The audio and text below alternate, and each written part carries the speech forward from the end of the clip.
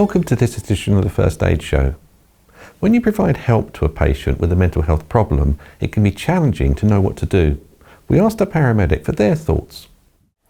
We do find that we go to many people that have mental health conditions, and the thing to do is to recognise whether that has got worse than how it is normally, or if that person is in danger either of self-harm, neglect, being vulnerable. So we do what we can to try and listen to the person, understand what's causing them distress, and try and negotiate with them to get them some help, because often they don't want you to be there and they don't want some help because they're in such a predicament. They can't acknowledge what's necessary to help themselves, so to speak. As much as we can, we try and make sure that they have somebody with them that they feel safe with.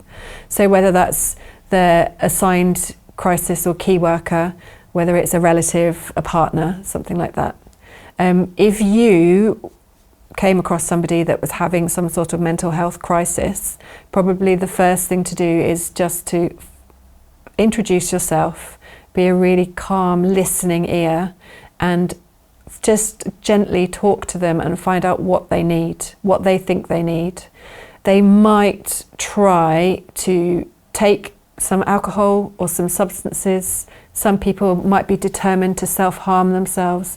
So the best thing you can do is just keep them distracted, keep talking to them, gain as much information about the situation as you can. Just let them talk and just reassure them that help is coming and you're here just to keep them safe.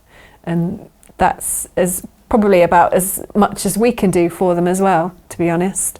But just to be a kind, friendly, understanding pair of ears and sit with them so they don't cause any harm to themselves.